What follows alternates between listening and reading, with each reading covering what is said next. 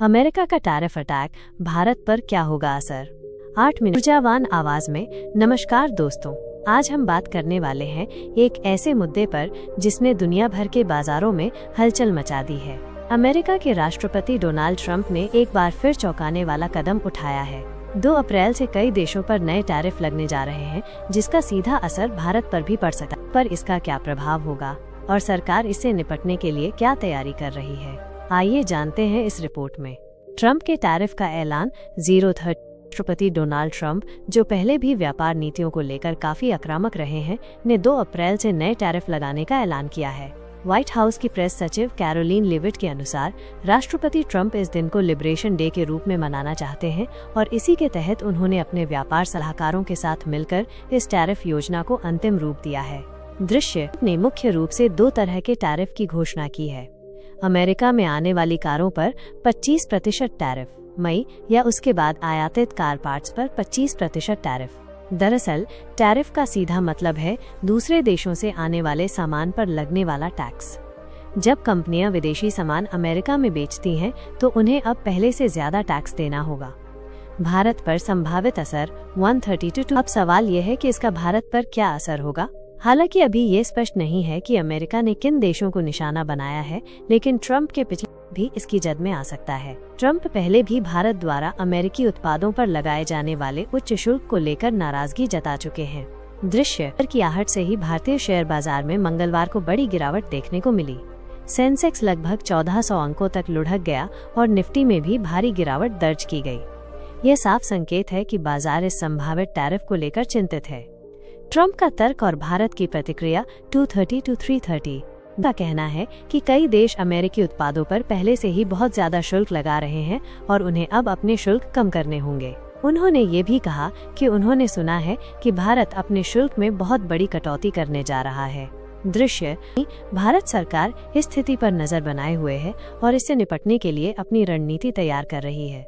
वाणिज्य एवं उद्योग मंत्रालय इस बारे में जल्द ही अपनी आधिकारिक प्रतिक्रिया दे सकता है।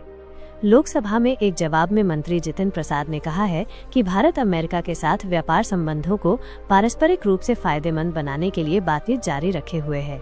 जवाबी टैरिफ की संभावना और भारत की रणनीति। 3:30 to 5 o'clock। दृश्यकारों का मानना है कि अमेरिका के इस कदम के जवाब में भारत भी जवाबी टैरिफ लगा सकता है। हालांकि भारत की रणनीति इस बात पर निर्भर करेगी कि अमेरिकी टैरिफ किस तरह से लागू किए जाते हैं। अगर टैरिफ सेक्टर के हिसाब से होते हैं तो भारत उन क्षेत्रों पर ध्यान देगा जहां उसका निर्यात अमेरिका को ज्यादा है और अमेरिका का निर्यात भारत को कम है। ऐसे में भारत को शायद ज्यादा नुकसान नहीं होगा। अगर टैरिफ कुल व्यापार के आधार पर होते हैं तो भारत को एक अलग नीति अपनानी पड़ सकती है, क्योंकि भारत अमेरिका के मुकाबले काफी ज्यादा निर्यात करता है। दृश्य के मुताबिक पारस्परिक शुल्क लगने पर भी फिलहाल भारत के निर्यात पर तुरंत कोई बड़ा असर नहीं होगा, क्योंकि सप्लाई चेन अचानक नहीं रुकती। इसके अलावा भारत और अमेरिका के बीच द्विपक्षीय व्यापार समझौते BTA पर भी बातचीत चल रही है, जिससे आगे चलकर शुल्क को लेकर सहमति बन सकती है। अमेरिका आखिर क्या चाहता है? 5 ये समझना जरूरी है कि आखिर अमेरिका इस टैरिफ के जरिए क्या हासिल करना चाहता है। अमेरिका चाहता है कि भारत अपने बाजार में अमेरिकी सामान पर लगने वाले शुल्क को कम करे। अमेरिका का मानना है कि भारत अमेरिकी उत्पादों पर बहुत ज्यादा टैक्स वसूलता है। दृश्य के अलावा अमेरिका भारत में अपनी टेक कंपनियों पर लगने वाले शुल्क और डेटा को देश से बाहर नहीं जाने देने की नीति को भी व्यापार में बाधा मानता है। नियमों और बौद्धिक संपदा नियमों पर भी आपत्ति है। वे भारत में अपने डेयरी उत्पाद बेचना चाहते हैं, लेकिन भारत अपने नियमों के चलते इसकी अनुमति नहीं देता है। भारत अमेरिका व्यापार का महत्व 6। हालांकि इन मतभेदों के बावजूद भारत और अमेरिका एक दूसरे के महत्वपूर्ण व्यापारिक साझेदार हैं।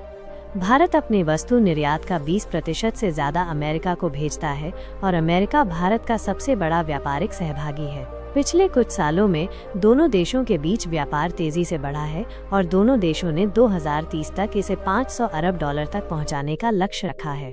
देखना ये होगा कि अमेरिका के इस नए टैरिफ का भारत और वैश्विक व्यापार पर क्या असर पड़ता है। क्या भारत जवाबी कार्रवाई करेगा? क्या दोनों देशों के बीच बातचीत से कोई हल निकलेगा? इन सभी सवालों के जवाब आने वाले दिनों में मिलेंगे।